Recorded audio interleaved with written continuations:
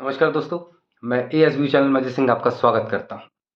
दोस्तों, दुनिया का सबसे बड़ा लोकतांत्रिक देश हमारा भारत है। हमारा भारत दोस्तों आज इतना मजबूत है कि हमारे भारत देश को नकारने की हिम्मत किसी में नहीं है। दोस्तों, आज हमारे भारत की तूती पूरी दुनिया में बोल रही है। ऐसा कोई मंच नहीं जहां भारत को जगह नहीं। अगर जहां भारत जाता ही नहीं है वहां मंच लगता ही नहीं। आज भारत ने अपने आप को इतना मजबूत करके रखा हुआ है दोस्तों कि पूरी दुनिया में भारत का डंका बज रहा है। इतना सब कुछ यानी भारत विकास के हर स्तर को छू रहा है दोस्तों। आज भारत के अंदर विकास जो है दुगनी रफ्तार से चल रहा है, दिन दुगनी रात चौगनी रफ्तार से। लेकिन उसके बाद भी एक ऐसी चीज है दोस्तों जो भारत के लोकतंत्र पे एक कलंक की तरह है, और वो है बेरोजगारी, अनएम्प्लॉयमेंट। दोस्तों, अनएम्प्लॉयमेंट की समस्या जो है इस देश के लिए एक कलंक है, इस समाज के लिए एक कलंक है। ये किसी व्यक्ति के लिए कलंक नहीं है, बल्कि इस पूरे देश पे ही कलंक है। हमारे बच्चे बेचारे इतनी मुश्किल से पढ़ाई करते हैं। शहरों में तो ठीक है, आपके पास बहुत सारी फैसिलिटीज़ जो हैं प्रोवाइड हो जाती हैं, कोई दिक्कत नहीं है। लेकिन ये बच्चे जब इंटीरियर से आते हैं, ग्रामीण क्षेत्रों से आते हैं, तो वहाँ पे ये मामला नहीं बनता। वहाँ पे वो कई चीज़ों को बेचारे अभाव है, उसके बाद भी वो पढ़ते हैं, लिखते हैं, ये चाहते हैं कि हम आगे बढ़ें।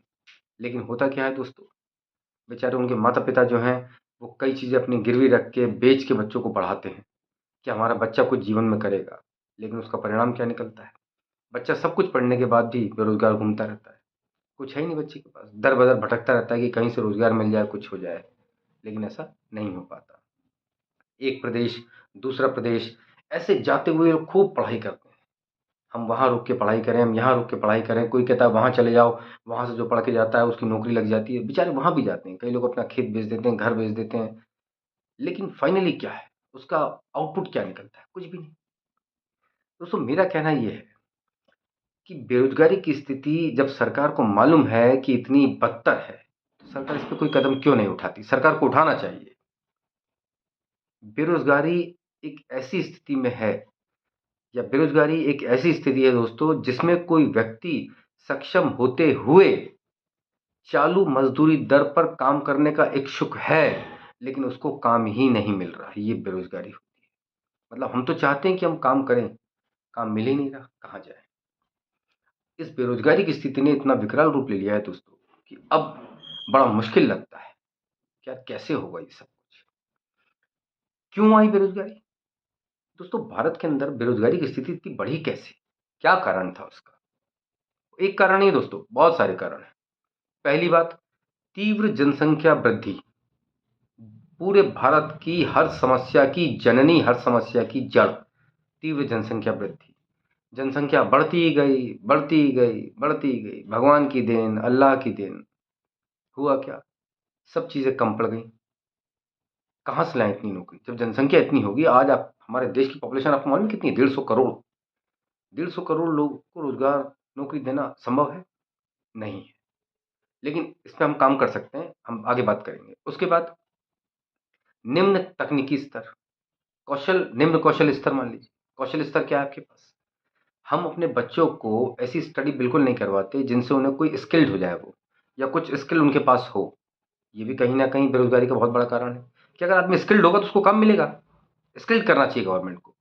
उसके बाद रोज़गार उन्मुखी शिक्षा प्रणाली का अभाव है। यानी आप बच्चों को ऐसी पढ़ाई बिल्कुल नहीं करवाते जिनसे उन्हें रोज़गार मिल सके।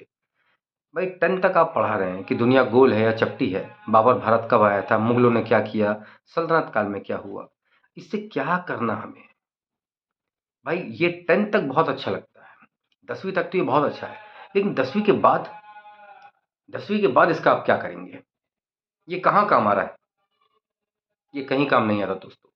10th के बाद बच्चे को आप ऐसी स्टडी करवाइए, उससे पूछिए कि तुम्हें किसमें इंटरेस्ट है, आप उससे रिलेटेड स्टडी कराइए, 100% वो सक्सेस हो जाएगा, और कहीं न कहीं अपना कोई ना कोई रोज़गार डाल के बैठ जाएगा। खुद भी रोज़गार करेगा और 10 लोगों को और रोज़गार दे देगा। उसके बाद दोस्तों टेक्नोलॉजी, कहीं न कहीं टेक्नोलॉजी ने भी हमारे देश में अनएम्प्लॉयमेंट की प्रॉब्लम को इंक्रीज़ किया। पहले जो काम 10 लोग करते थे, कंप्यूटर के आने के बाद वो 9 लोग बेरोज़गार है, एक ही आदमी कंप्यूटर पे पूरा काम कर देता है। तो टेक्नोलॉजी भी कहीं न कहीं इसकी ज़िम्मेदार थी। उसके बाद कृषि पर निर्भरता, एग्रीकल्चर पे हम पूरी तरह से डिपेंड हो गए। इसने भी बेरोज़गारी को बहुत हद तक बढ़ा दिया। दोस्तों ये कई कारण थे जिनकी वजह से इस देश के अंदर बेरोजगारी बहुत तेजी में बढ़ी। लेकिन मुझे ये समझ में नहीं आया दोस्तों कि सरकार में बैठे हुए लोग, जब एक आम आदमी हम और आप इस चीज़ों को देख पाते हैं, तो क्या सरकार को नज़र नहीं आता?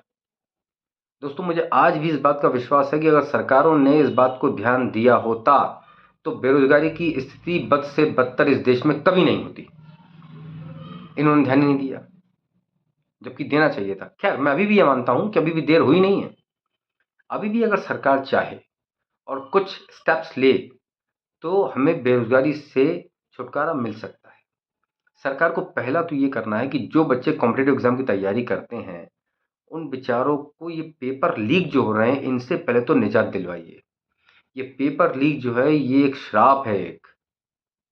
ये पेपर लीक करने वालों को तो फांसी लगवा देना चाहिए। पहला कदम तो सरकार को यही लेना चाहिए। खैर दोस्तों, अब हम अपने पॉइंट पे लौटते हैं कि मेरा मानना ये है दोस्तों कि सरकार अगर चाहे तो ये बेरोजगारी की समस्या को, मैं ये नहीं कहूँगा पूरी तरह मिटा देगी, लेकिन इसको कम कर सकती है और बहुत हद तक उसको कामयाबी मिलेगी भी। जितनी सरकारी नौकरी भी बची हुई हैं, उनको तुरंत हर स्टेट को एक ऑर्डर पास करे कि जितनी भी सरकारी नौकरी स्टेट्स में है, वो सब निकालिए आप, और सेंट्रल की जो जॉब है वो भी सब निकालिए आप। ऐसे दोस्तों कम से कम 30-40 लाख जॉब होंगी, वो निकल जाएंगी, तो कम से कम इतने लोगों को तो रोजगार मिलेगा। उसके बाद आप इन्वेस्टर मीट करवाते हैं। आप यहाँ पे आप जितने भी पैसा लेके जो फॉरेन के लोग आते हैं, उनको आप बुलाइए, एक मीट करवाइए, इन्वेस्टर मीट्स, और उनसे कहिए कि आप हमारे देश में आप इंडस्ट्री लगाइए। इंफ्रास्ट्रक्चर हम आपको प्रोवाइड करवाएंगे। मैन पावर की हिंदुस्तान में कोई कमी है नहीं है, तो जितनी इंडस्ट्री लगेंगी उतने लोगों को रोजगार मिलेगा।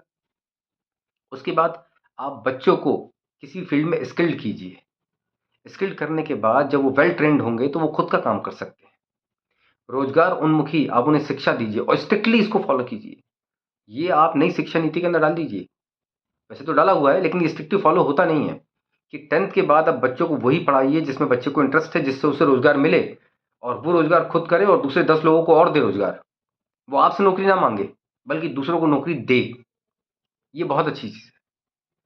और एक चीज़ जिस पर थोड़ा सा हो सकता है कि कई लोगों को अच्छा ना लगे, मैं ये चाहता हूँ, मेरा व्यक्तिगत तौर पे एक राय है सरकार को, कि आप 55 साल जो है वो रिटायरमेंट की आयु रखिए, कि 55 साल पे कोई आदमी रिटायर हो जाए। क्योंकि दोस्तों इससे क्या होगा कि 55 साल जब आदमी रिटायर होगा, तो युवाओं को मौका मिलेगा। अब वो कहेंगे साहब 5 साल कम पड़ रहे हैं, तो 5 साल का सरकार उनको कंपनसेशन दे दे और बाकी उनकी पेंशन चलने दीजिए। तो उनको कंपनसेशन भी मिल जाएगा और उसके बाद उनको पेंशन भी चलती रहेगी और नए युवाओं को रोजगार मिल जाएगा। इससे भी बहुत नौकरी बढ़ेगी।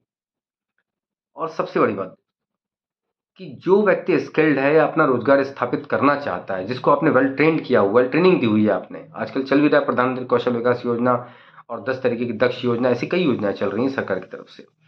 तो जो बच्चे उसमें वेल ट्रेंड हैं, जिनके पास सर्टिफिकेट है, अगर वो अपना खुद का रोजगार स्थापित करना चाहते हैं, तो उनको सरकार की तरफ से पूरा समर्थन मिलना चाहिए, सहयोग मिलना चाहिए। होता क्या है, वो बेचारे पूरा पेपर वर्क करते हैं, बैंकों के धक्के खाते रहते हैं, बैंक वाले एक पैसा नहीं देते हैं। आप जाके पता करिए आप, आखिरी में वो बच्चा बेचारा इतना परेशान हो जाता है, वो लड़की इतनी परेशान हो जाती है बेचारी, कि वो भूल ही जाती है कि उसको किस चीज़ का लोन चाहिए।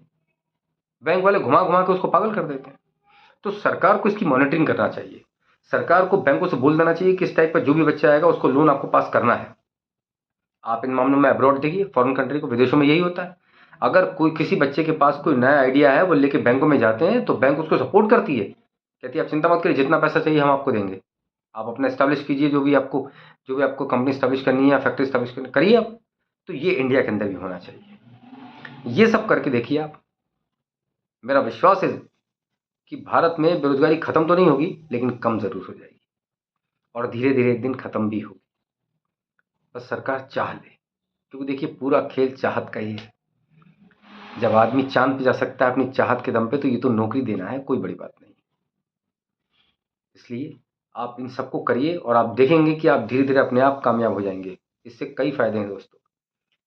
जिस बेचारे की नौकरी लग जाएगी बच्चे की, जिसको रोजगार मिल जाएगा, वो भी खुश, माता पिता भी खुश और देश भी खुश और हम सब भी खुश। दोस्तों आज के लिए बस इतना ही। कल एक नए विषय पर मिलते हैं। बहुत बहुत धन्यवाद। भारत माता की जय। जय सिया राम।